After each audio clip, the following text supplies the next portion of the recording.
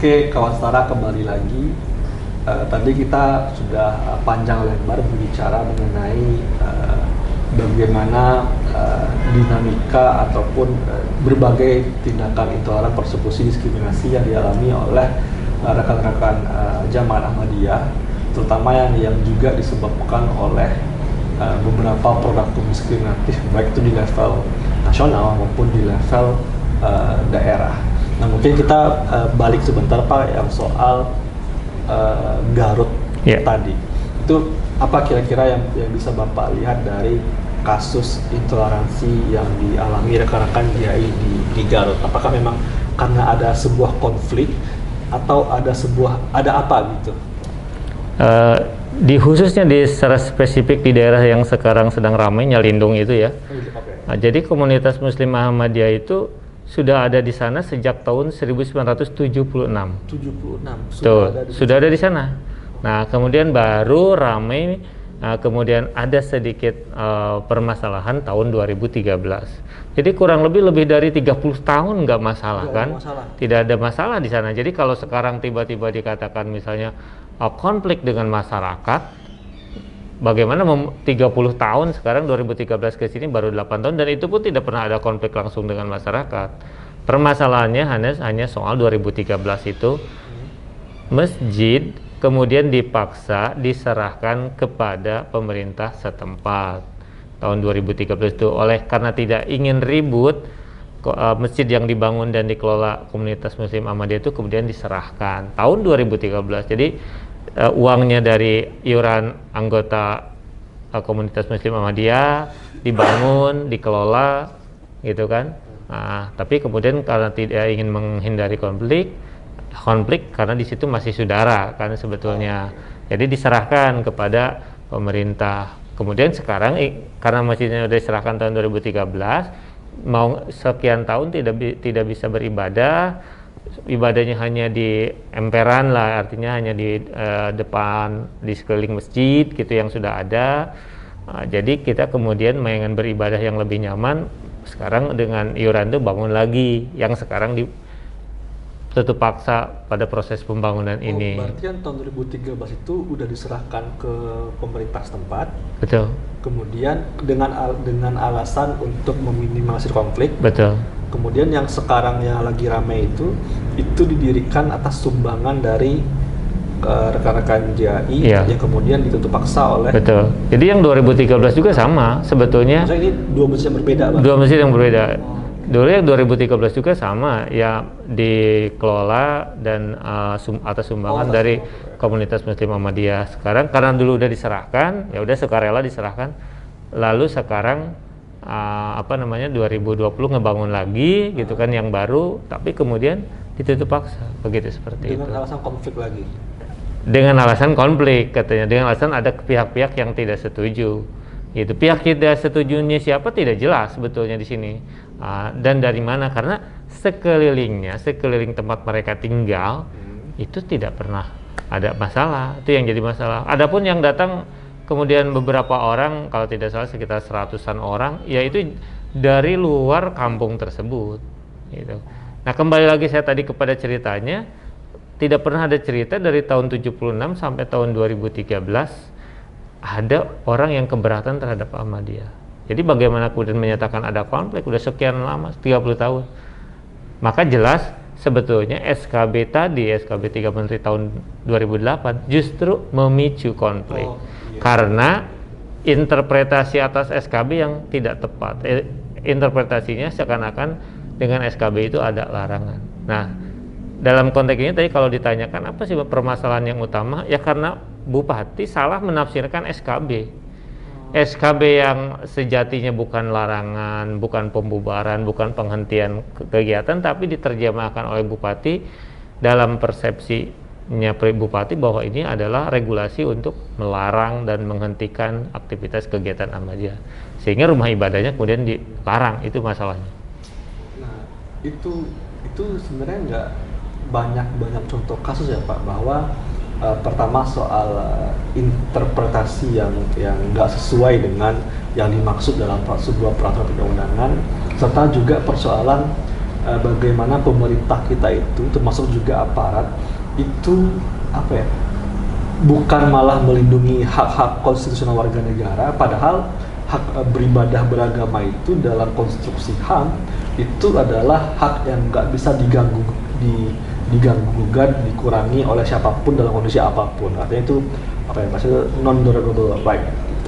Nah, persoalannya adalah justru pemerintah, ya, bahasanya itu entah itu menuruti atau bahasa kasar itu tunduk kepada tuntutan kelompok-kelompok intoleran yang apa ya, kalau kata Bapak tadi kan justru bukan dari tempat itu, bukan dari lingkungan itu. Betul. Gitu. Itu menjadi sebuah dilema sekali dalam bagaimana suatu daerah itu atau kepala daerah itu apa ya, gagal dalam menjaga iklim toleransi di tempat daerah. Nah, kemudian pertanyaannya itu Pak, apa ya, apa yang membuat kelompok rekan Ahmadiyah itu sampai sekarang masih bisa survive? Karena ya juga ada minoritas yang lainnya yang diskriminasi, tapi yang Ahmadiyah ini apa yang membuat mereka itu bisa survive sampai sekarang? Ya, salah satu mungkin kunci kenapa Ahmadiyah itu kemudian tidak melakukan tindakan masing-masing misalnya di antara anggotanya walaupun dipersekusi gitu ya. Mereka tidak pernah kemudian melakukan tindakan istilahnya semaunya dari pengikutnya itu, karena di Ahmadiyah memang terikat pada sebuah organisasi, pada sebuah keyakinan di mana sentralistik. Mereka meyakini bahwa apa yang menjadi guidance itu selalu mereka bertanya kepada pemimpinnya, yaitu dalam hal ini Khalifah Ahmadiyah.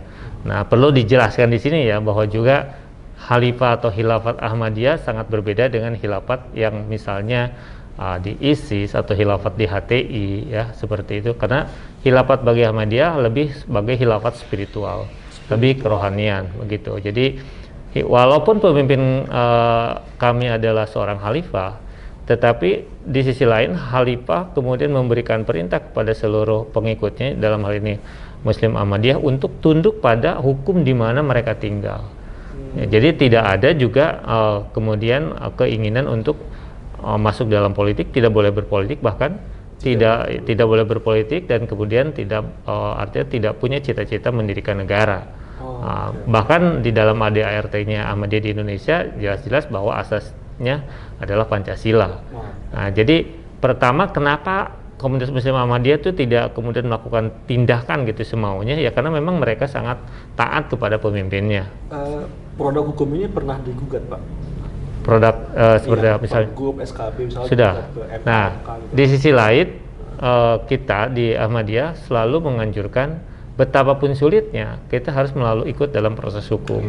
Artinya jika ada sarana-sarana atau peluang hukum yang boleh dilakukan, misalnya pelaporan kepada pihak kepolisian, ataukah mengajukan judicial review, ataukah mengajukan kemudian ke pihak Mahkamah Agung atau MK, semua diikuti. Kita pernah melakukan misalnya ke MA soal juga Perda, atau judicial review yang dilakukan oleh komunitasnya ya, bukan oleh organisasinya, tentang Undang-Undang PNP 1 tahun 65. Walaupun misalnya hasil akhirnya tidak sesuai dengan harapan, bagi kami di Ahmadiyah ketaatan kepada pemerintah adalah hal yang mutlak. Jadi akan selalu mengikuti proses hukum.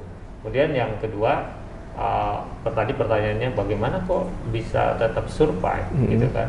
Ya karena mungkin ada sebuah keyakinan yang sangat kuat di dalam setiap anggota Ahmadiyah bahwa sumber segala penyelesaian ini selalu menyandarkan kepada Tuhan, pada Allah Subhanahu wa Ta'ala melalui doa. Sedangkan yang lainnya adalah sebuah usaha-usaha yang memang ikhtiar manusia harus dilakukan begitu. Jadi kita sangat yakin bahwa pada akhirnya ya Tuhan yang akan menyelesaikan semua masalah ini. Kalau dalam perjalanannya kita menemui segala macam tantangan, ya itulah konsekuensi perjuangan. Konsekuensi perjuangan. Oke. Nah ini terakhir Pak.